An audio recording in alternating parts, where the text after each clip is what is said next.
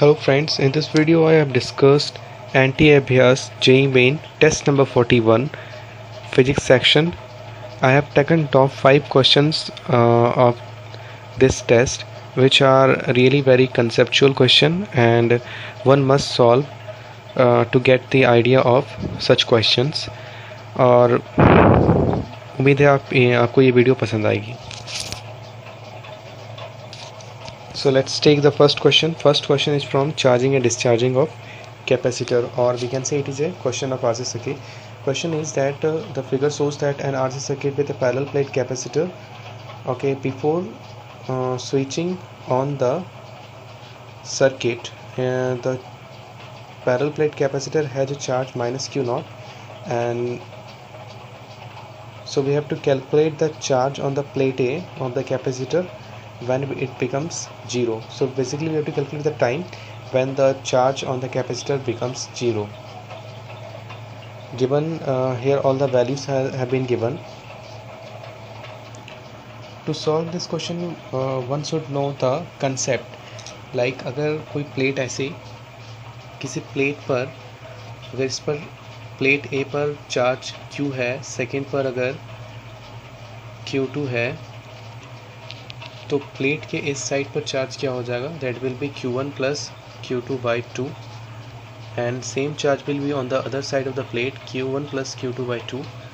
इस पर चार्ज हो जाएगी Q1 minus Q2 by 2 and इस पर हो जाएगी minus of Q1 minus Q2 by 2. So we will use this concept here. इस क्वेश्चन में ये कंसेप्ट यूज होगा. So our circuit diagram is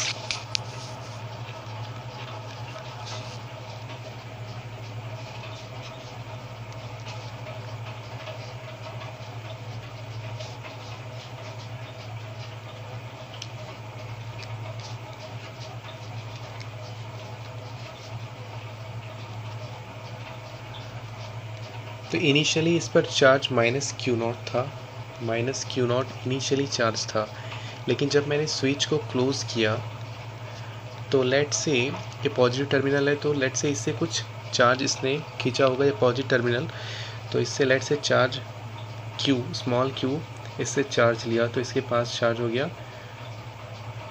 minus Q plus Q, इससे चार्ज माइनस Q फ्लो हुआ, तो इसके पास minus Q not plus Q charge हुआ, नेट चार्ज, और ये जाके इस प्लेट पर डिपॉजिट होगा, सो इस पे आ जाएगा minus Q. Hope you get the idea. ये पॉजिटिव टर्मिनल है, तो इससे ये चार्ज कुछ खींचेगा अपनी ओर, सो अट्रैक्ट करेगा चार्ज को. तो लेट से Q चार्ज को इसने लिया, माइनस Q चार्ज को लिया, तो माइनस Q चार्ज को लिया तो इस पे आ जाएगा minus Q not plus Q, और इस पे आ जाएगा माइनस Q. सो अब इस कंसेप्ट को यूज़ करते हैं. आपको पता होना चाहिए कि जब भी कैपेसिटर के क्वेश्चन सॉल्व करते हैं तो चार्ज को हम उसके किसी भी प्लेट के इनसाइड वाले सरफेस पे लेते हैं, इस चार्ज को लेते हैं.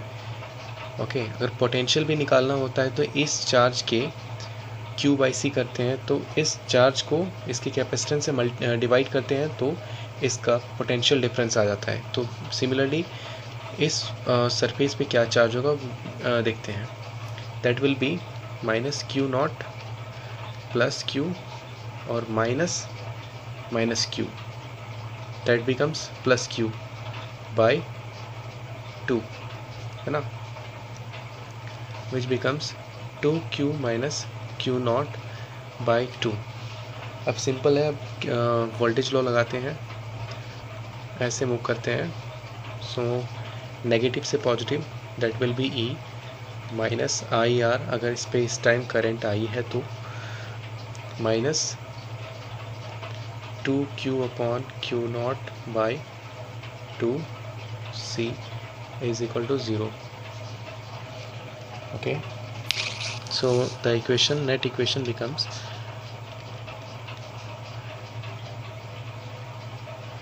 dq by dt into is equal to 2CE minus 2Q plus Q naught upon 2RC. Okay, I can be written as D Q by D T. अब इसको इंटीग्रेट करते हैं, so we get 2r dt upon 2rc is equal to dq upon 2ce minus 2q plus q naught. Okay, time 0 से लेके t तक।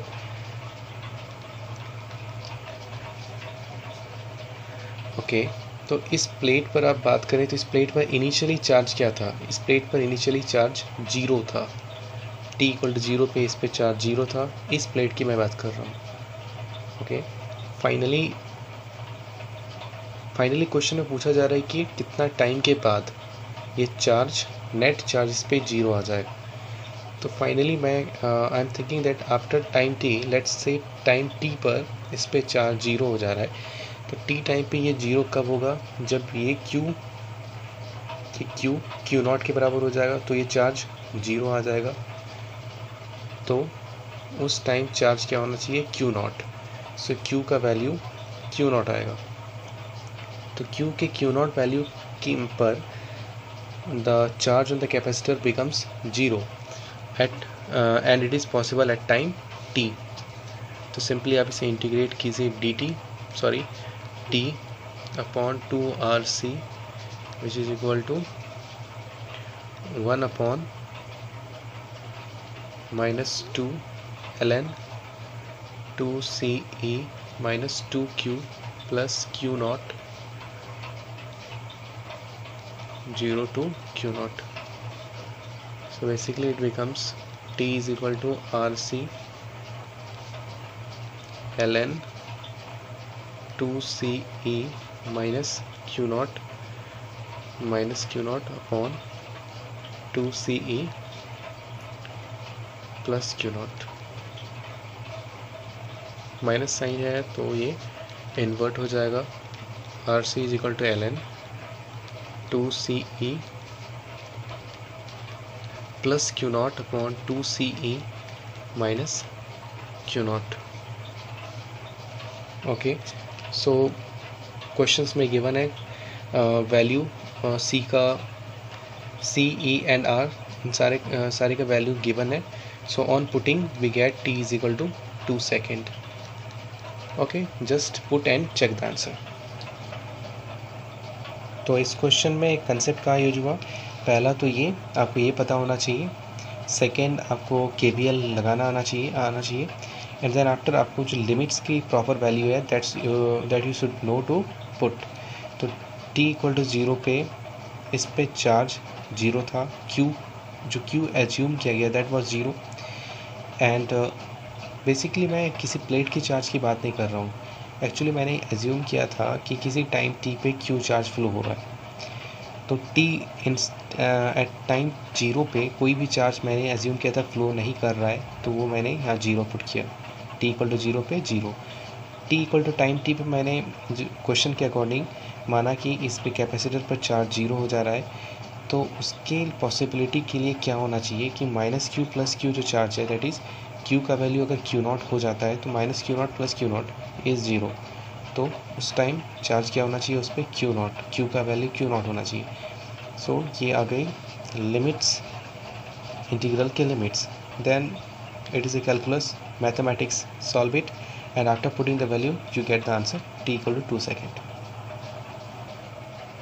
Okay, second question है based on half deflection galvanometer.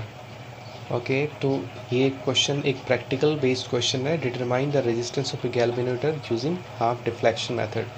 तो ऐसे क्वेश्चंस को solve करने के लिए सिंपल आपको एक फॉर्मूला याद रहना चाहिए, दैट इज़ जो गैल्वेनोमीटर का जो रेजिस्टेंस आएगा that will be equal to G is equal to this is RS upon R minus S। What is R is है सर्किट का external resistance, S is called shunt. ये वो resistance है जो आप एक्सपेरिमेंट करने के बाद एक पर्टिकुलर वैल्यू आती है जिसके वजह से जो G में जो करंट होगा, यानी गैल्वेनोमीटर में जो करंट होगा वो टोटल सर्किट के हाफ करंट जिसकी वजह से टोटल सर्किट के हाफ करंट G से पास होगा। कहने का मतलब है कि अगर किसी I करंट के लिए गैल्वेनोमीटर फुल डिफ्लेक्शन शो कर रहा है, उस टाइम हम S को ओपन रखते हैं एंड फिर हम सर्किट को S जहाँ जिस पर कनेक्टेड होता है उसको ओपन रखते हैं।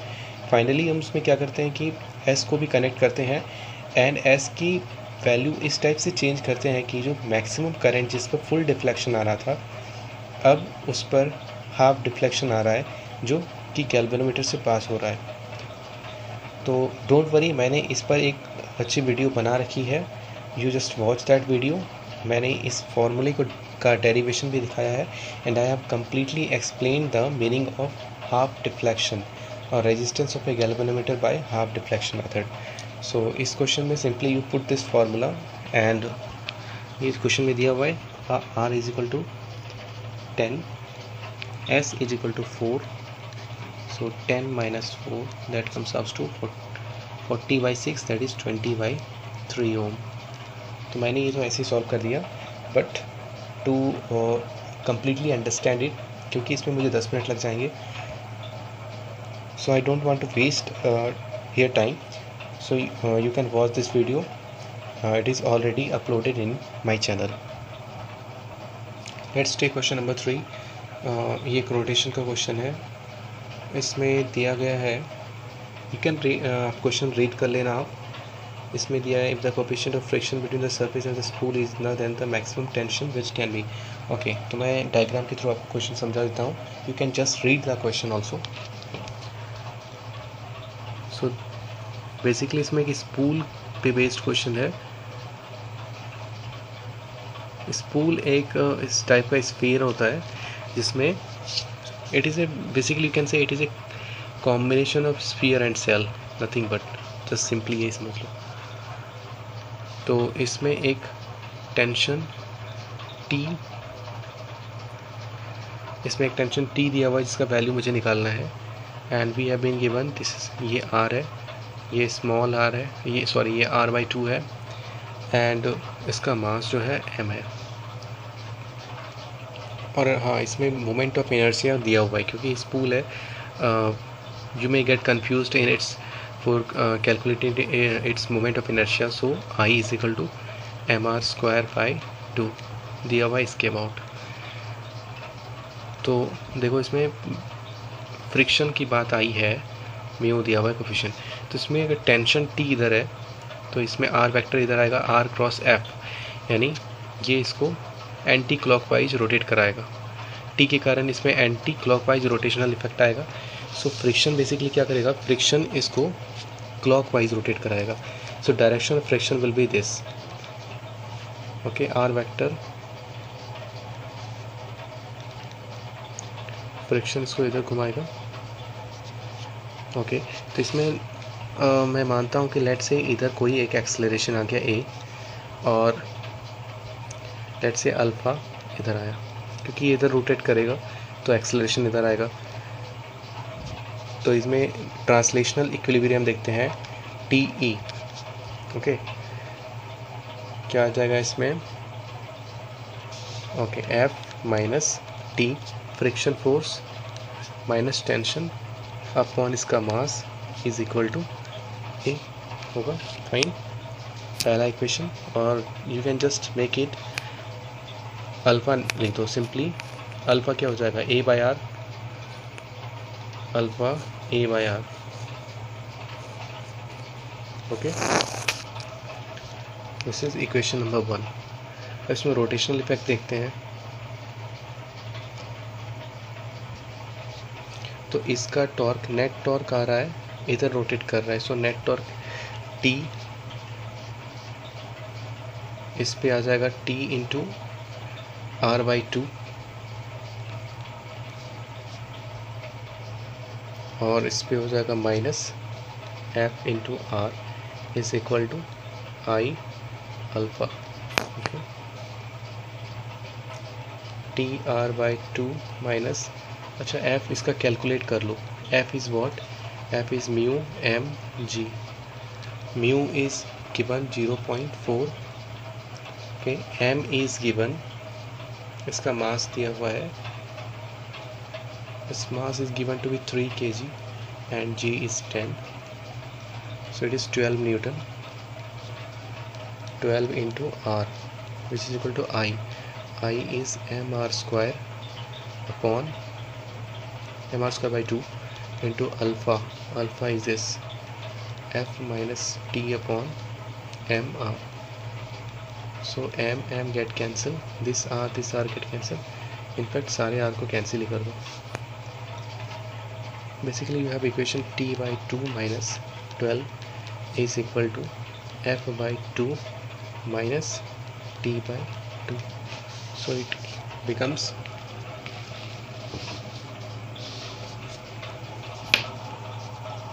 t which is equal to f by 2 plus 12. f by 2 कितना है, f by 2 f तो 12 था, f by 2 6 plus 12 is 18, so answer to this part is 18. तो टेंशन का वैल्यू क्या आ जाएगा, 18 न्यूटन. तो इसमें मैंने बस कुछ नहीं किया है, सिर्फ इसमें आपको जो ट्रांसलेशनल मोशन है उसको इक्वेट करना है, रोटेशनल मोशन है उसको इक्वेट करना है, and translational net torque is equal to I alpha करना है. जस्ट इतना ही कंसेप्ट है इसमें. So this is a good question. The question number 4. A thin uniform equilateral plate rests in a vertical plate. Okay, then the minimum least angle theta so that its base AB can make with the horizontal surface. Okay, so let's understand by its diagram. You can read the question. You can read the question by yourself. So this is the wall,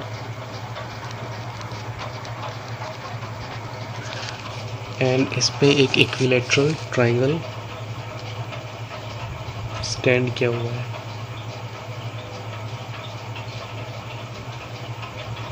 okay,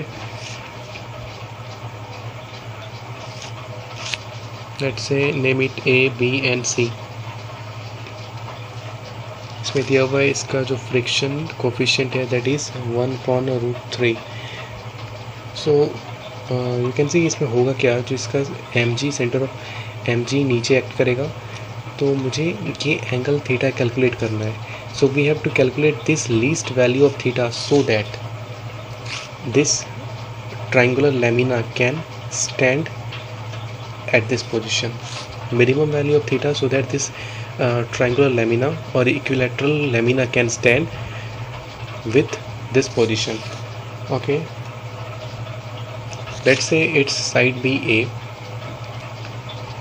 So basically what will happen, we just have to see all the forces, how the forces are interacting here.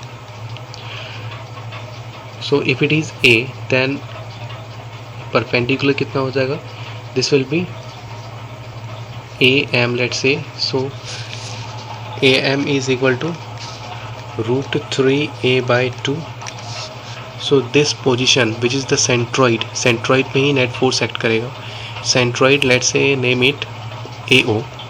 So AO will be 2/3 times of AM, that is 2/3 times of √3 by 2a, which is equal to A upon √3. Okay, ये distance a upon √3 है. ये कितना angle होगा, this will be 30 degree. Why, because a complete is 60 degree. So here you can see there friction is acting. Friction, इस पे एक normal लगेगा, let's say इस पे N2 नॉर्मल लगा, इस पे एक अपवर्ड नॉर्मल आएगा perpendicular to the surface, that is let's say N1. तो फोर्स इक्वेट करें तो N1 is equal to mu times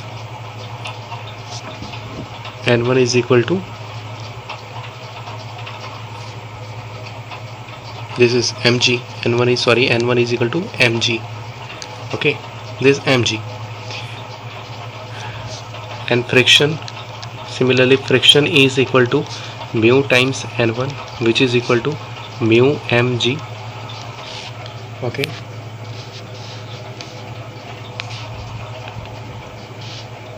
mu times mg.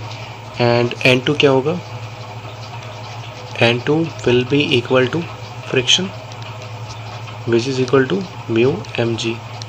क्यों इक्वल होगा? क्योंकि N2 इधर एक्ट कर रहा है और फ्रिक्शन, लेट से फ्रिक्शन यानी कि फ्रिक्शन के डायरेक्शन कैसे देखें इसमें। देखो ये स्लिप करेगा इस पर, तो इसको अपोज करने के लिए फ्रिक्शन इधर आएगा। सॉरी, मैं गलत डायरेक्शन लिया था। तो friction equal to mu M G, N2 is equal to mu M G. So which is equal to mu is 1/√3, तो एम जी बाई √3। ओके, तो अब torque about point A analyse करते हैं, क्योंकि हम वी हैव ट्रांसलेशनल जितने भी force थे वी हैव सीन। अब रोटेशनल इफेक्ट देखते हैं इसका। Torque about A, why torque about A? Torque about A क्योंकि बहुत सारे फोर्सेस इसमें कैंसिल हो जाएंगे, like N1 will be cancelled, friction will be cancelled, तो टॉर्क इसके अबाउट लेना ज़्यादा बेनिफिशियल है। Although we can take torque at any point, so it is recommended that torque उस पोजिशन पे ले जहाँ पर most of the forces present हैं, and so that they will be cancelled and we will have to calculate less.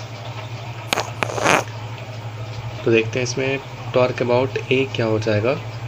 Torque about A,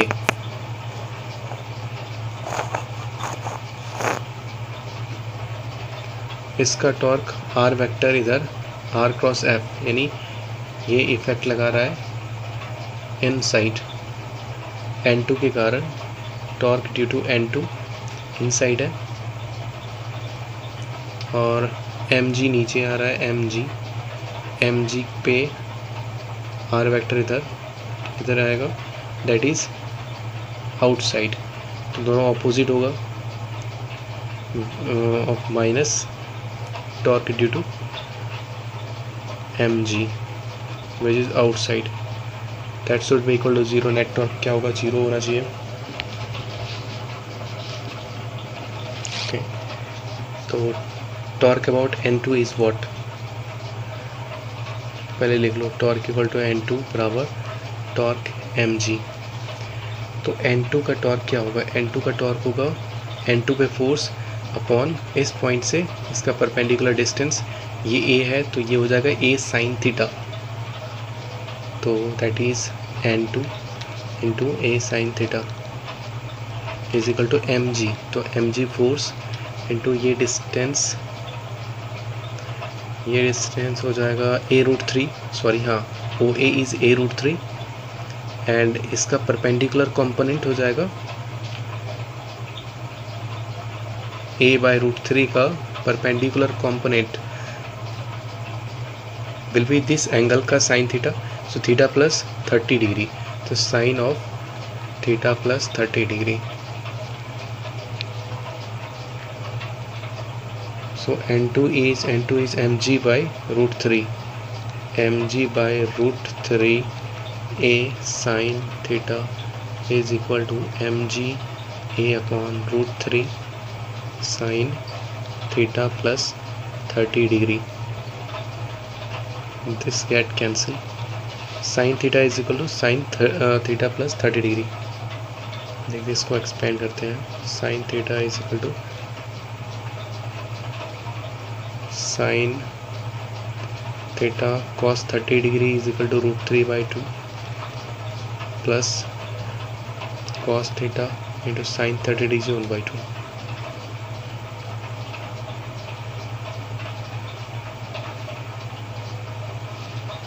okay, ये इस side आएगा तो क्या हो जाएगा? I think I have not done any mistake over here.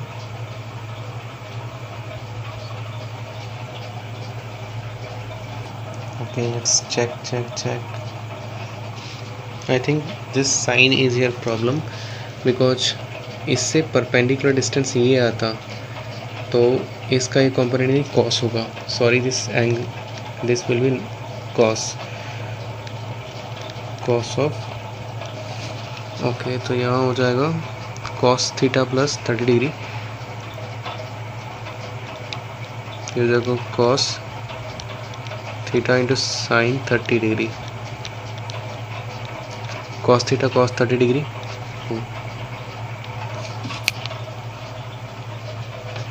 तो √3/2 ही होगा, minus sine theta sine 30 degree is 1/2 okay. ये इधर आ जाएगा तो it will form 3 sine theta by 2 which is equal to √3/2 cos theta. That will give us tan theta is equal to 1/√3. So theta should be 30 degree. तो ये theta का minimum angle कितना होना चाहिए 30 degree. So answer to this part is theta equal to 30 degree.